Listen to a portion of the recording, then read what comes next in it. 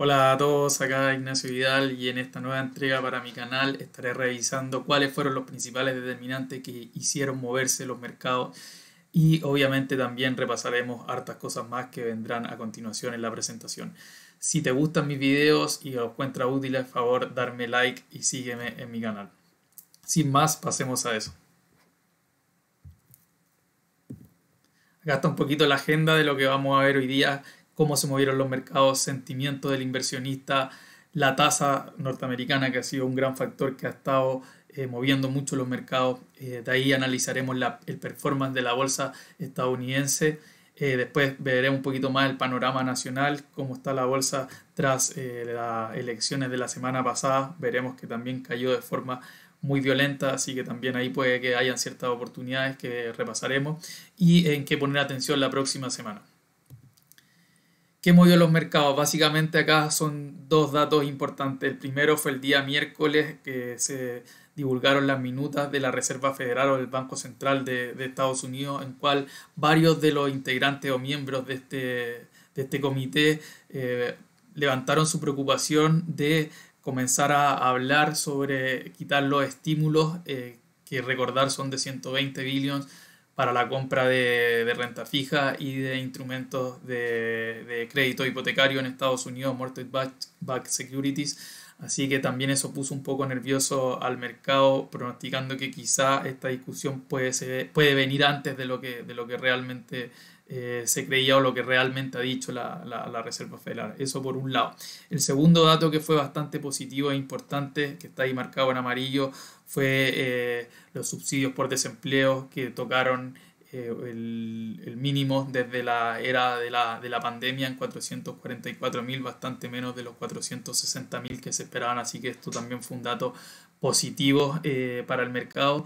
Y básicamente eso, el día viernes también se conocieron tanto el PMI manufacturero como el PMI de servicios de Estados Unidos, que también siguen en terreno expansivo y de muy buena forma. Así que por ese lado el mercado sigue mostrando datos bastante positivos.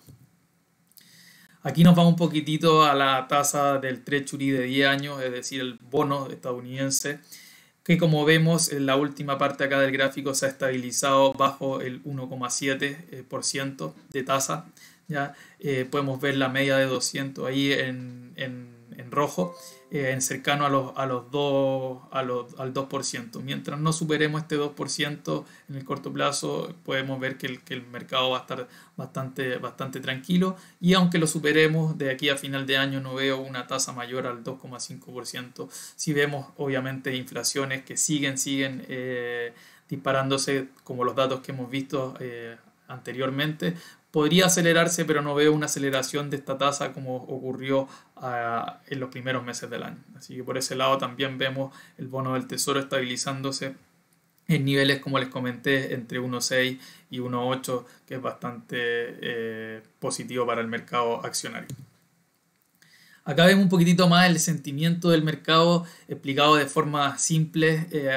¿Qué quiere decir esto? Es cómo se están posicionando los inversionistas en el mercado, si están muy positivos o si están muy negativos.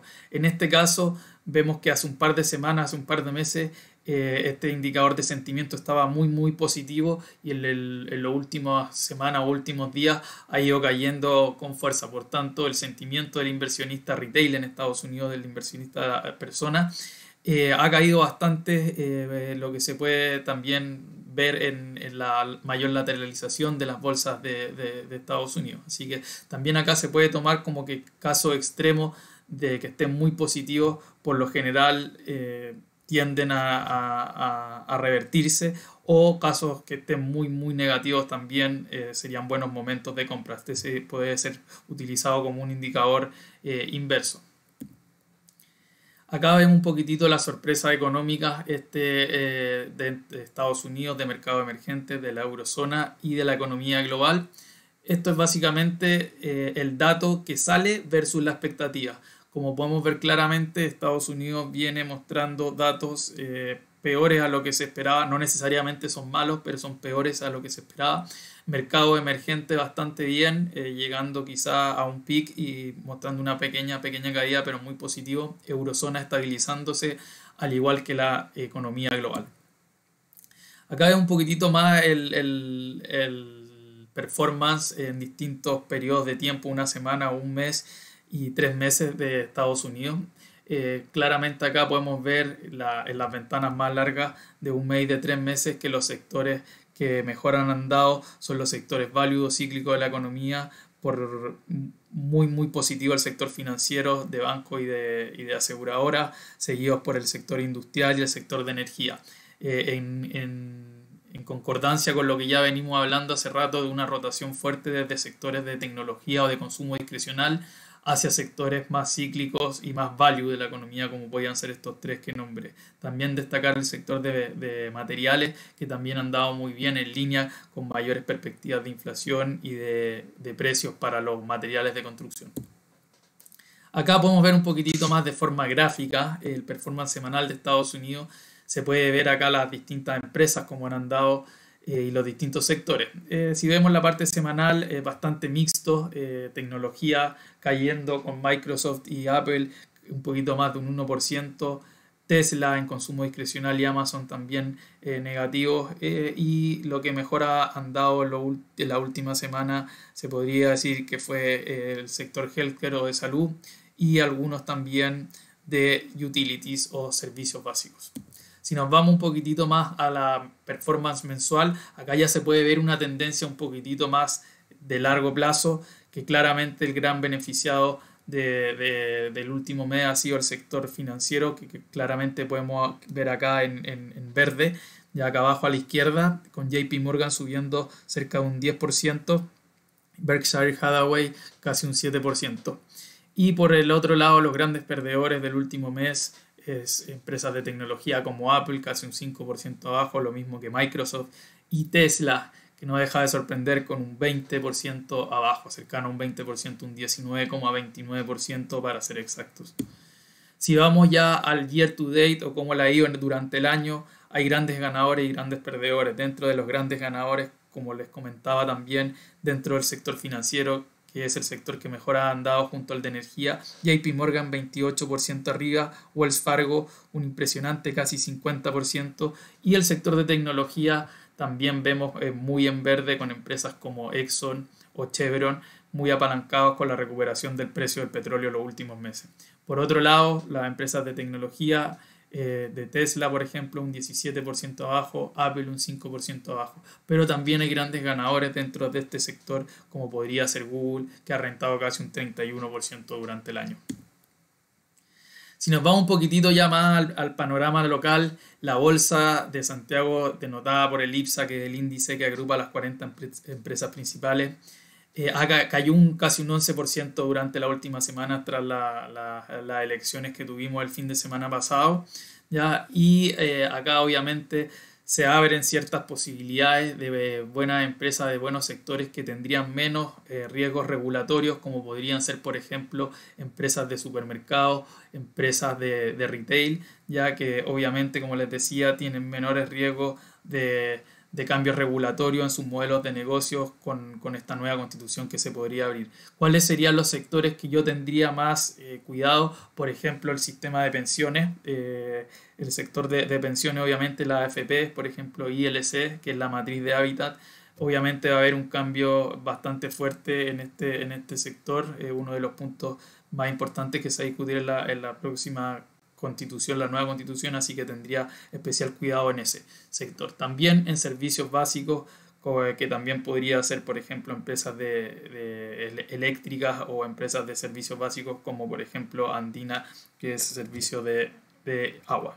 Esos son sectores que podrían cambiar bastante durante los próximos meses. También, por ejemplo, Soquimich o empresas que exploten materias primas, que también va a ser bastante revisado durante la próxima constitución, y también los impactos medioambientales que pueden tener estas empresas, por lo que quizá me mantendría alejado de estos sectores, pero sí se han abierto bastantes posibilidades, como les decía antes, en los sectores, por ejemplo, de bancos, de retail sobre todo, y de supermercados.